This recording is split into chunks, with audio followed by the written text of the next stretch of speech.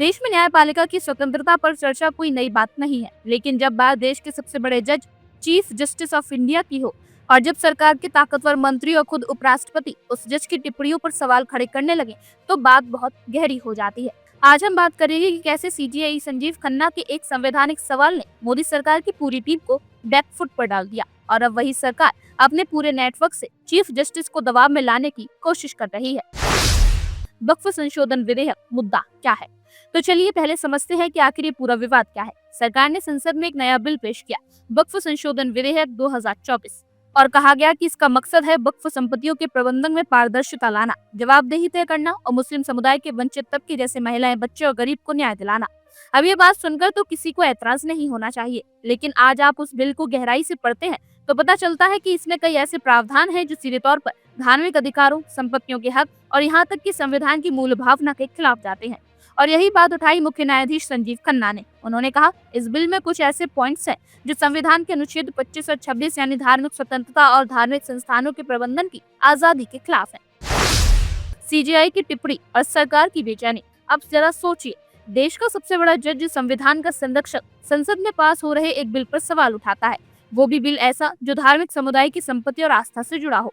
तो सरकार को क्या करना चाहिए था? बहस, चर्चा, सुधार। लेकिन यहाँ उल्टा हुआ।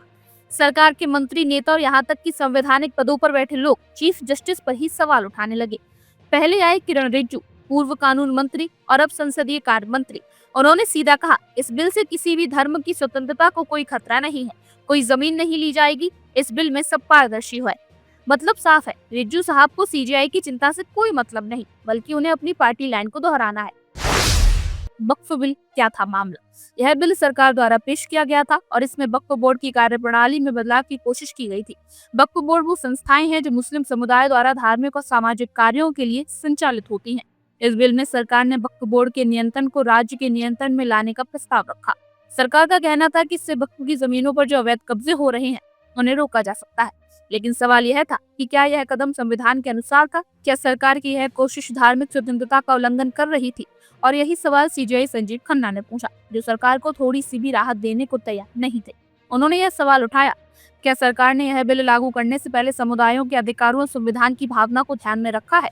दोस्तों, यह वही जगह थी जहां अदालत ने सरकार की नीयत को समझने की कोशिश की और यही वह जगह थी जहां संजीव खन्ना ने अपने कड़े रुख में सरकार को चुनौती दी।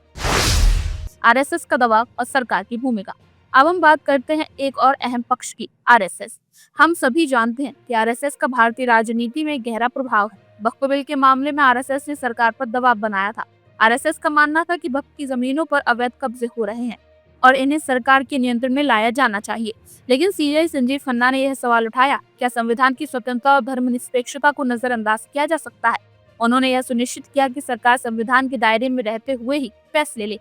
उनका यह कड़ा रुख बहुत महत्वपूर्ण था, क्योंकि ये सीधे सीधे यह संदेश दे रहा था कि न्यायपालिका सरकार से बहुत दूर रहती है जब तक वह संविधान की भावना का उल्लंघन ना करे।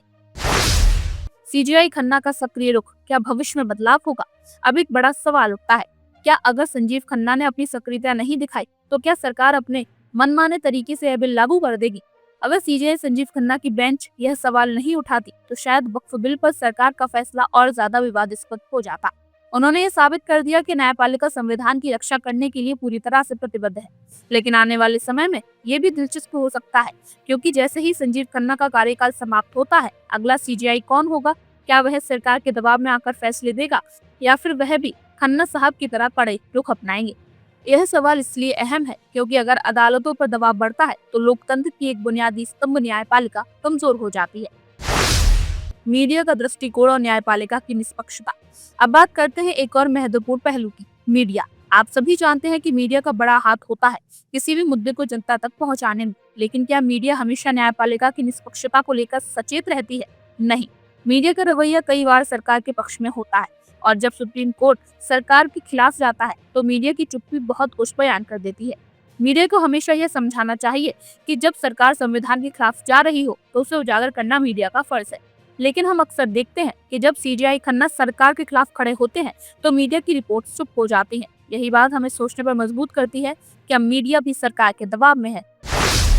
न्यायपालिका की स्वतंत्रता का संकट। अगर संजीव खन्ना की तरह सक्रिय सीजीआई नहीं होते तो क्या होता?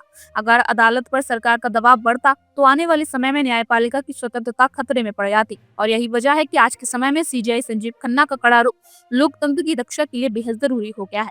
उन्होंने साबित किया है कि अदालतें संविधान से समझौता नहीं करेंगी और यही वजह है कि उन्हें भारतीय राजनीति में एक मील का पत्थर माना जाता है।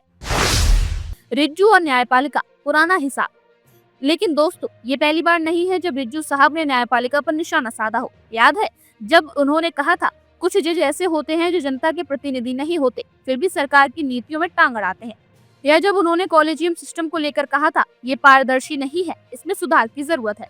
अब सोचिए, एक मंत्री जो पहले ही बार बार न्यायपालिका की स्वतंत्रता पर सवाल उठा रहा हो, वो अब चीफ जस्टिस की संवैधानिक टिप्पणी पर गुस्सा दिखा रहा है। क्या ये सामान्य प्रतिक्रिया है या एक सोची समझी रणनीति? उपराष्ट्रपति जगदीप धनखड़ की सीधी चेतावनी। और यहाँ आते हैं सबसे संवेदनशील और हैरान कर देने वाली प्रतिक्रिया उपराष्ट्रपति जगदीप धनखड़ की। धनखड़ साहब ने कहा, न्यायपालिका के विधायिका के अधिकार क्षेत्र में हस्तक्षेप नहीं करना चाहिए, सभी संस्थाओं को अपनी अपनी सीमाओं में रहना चाहिए। सुनने में ये बड़ी संतुलित बात लग रही है, लेकिन सोचिए ये बात किस पर कही जा रही है? मुख्य न्यायाधीश जो संविधान के संरक्षक हैं, जिनका काम ही है विधेयकों की वैधानिकता पर निगरानी रखना, उन्हें कहा जा रहा है कि वो सीमा में रहें। ये बात नहीं भूलनी चाहिए कि धनखड़ साहब ने इससे पहले भी सुप्रीम कोर्ट के फैसलों को जुडिशियल ओवररीच बताया था। यहाँ तक कह दिया था कि लोकतंत्र खतरे में है क्योंकि न्यायपालिका संसद के कानून को पलट देती है। अब खुद सोचिए, जब देश के वाइस प्रेसिडेंट तक इस भाषा में बात करने लगे तो क्या ये सामान्य लोकतांत्रिक माहौल है? क्या है सीजीआई पर दबाव? अब आइए मुद्दे के केंद्र में, क्या मोदी सरकार वाकई में चीफ जस्टिस पर दबाव बना रही है? देखिए, हर बार जब कोई संवैधानिक संस्था सरकार या किसी कदम पर सवाल उठाती है तो सरकार के नेता, मंत्री और समर्थक उस संस्था पर हमला करना शुरू कर देते हैं। जब ईसी यानी चुनाव आयोग की स्वतंत्रता पर सुप्रीम कोर्ट ने सख्त टिप्पणी दी तो रिज्जू और उनके साथियों ने कोर्ट को लोकतंत्र विरोधी बता दिया। जब फॉर्म लोज के खिलाफ आंदोलन चल रहा था और कोर्ट ने सुनवाई की तो कहा गया कोर्ट राजनीति कर रही है। और अब जब सीजीआई ने वक्फ बिल की वैधानिकता पर सवाल उठाया तो पूरा राजनीतिक तंत्र उनके खिलाफ खड़ा हो गया। ये कोई संयोग नहीं है, ये एक पैटर्न है। सरकार नहीं चाहती कि कोई संस्था, कोई जज, कोई कोर्ट उनके फैसले पर उंगली उठाए। डराने की रणनीति और संस्थानों का संकट, ये जो हम देख रहे हैं, ये सिर्फ एक चीफ जस्टिस का अपमान नहीं है, ये पूरे संवैधानिक ढांचे को कमजोर करने की कोशिश है। सोचिए, अगर देश का चीफ जस्टिस सरकार के किसी फैसले पर बोलते हुए डरेगा तो फिर एक आम नागरिक का क्या होगा? जब सीजीआई खुद को अकेला महसूस करेगा तब न्याय कहाँ से मिलेगा? और सबसे खतरनाक बात, ये सब खुलेआम हो रहा है, टीवी चैनल्स खामोश है। कुछ तो सीजीआई को ही गलत साबित करने में लगे हुए हैं। देश में जुडिशरी और एक्जीक्यूटिव का ये टकराव कोई सामान्य घटना नहीं है, ये हमारे लोकतांत्रिक संस्थानों की नींव को हिला देने वाली प्रक्रिया है, लोकतंत्र के लिए सबसे बड़ा इम्तिहान। तो दोस्तों, जब हम ये सवाल उठाते हैं कि क्या मोदी सरकार चीफ जस्टिस को दबाव में ला रही है, तो हमें सिर्फ एक इंसान की नहीं, एक संस्था की बात करनी होती है। चीफ जस्टिस पर हमला असल में न्यायपालिका की स्वतंत्रता पर हमला है, और जब न्यायपालिका कमजोर होती है तो देश का संविधान सिर्फ कागज बन जाता है। आज सीजीआई संजीव खन्ना पर जो दबाव है वो कल किसी और जज पर हो सकता है। आज वक्फ बिल है, कल किसी और कानून को लेकर सरकार सवालों से बचने के लिए यही हथकंडे अपनाएगी। इसलिए ये लड़ाई सिर्फ सीजीआई की नहीं, ये हर उस नागरिक की है जो लोकतंत्र में यकीन रखता है। आपसे सवाल, क्या आपको लगता है कि न्यायपालिका पर राजनीतिक दबाव बढ़ रहा है? क्या चीफ जस्टिस के साथ जो हो रहा है वो संविधान की आत्मा के खिलाफ है? और आप हमसे जुड़े रहने के लिए सब्सक्राइब करें YouTube पर, फॉलो करें Twitter पर और लाइक करें Facebook पर। और ज्यादा जानकारी के लिए आपको टाइप करना होगा सिर्फ न्यूज़ नशा।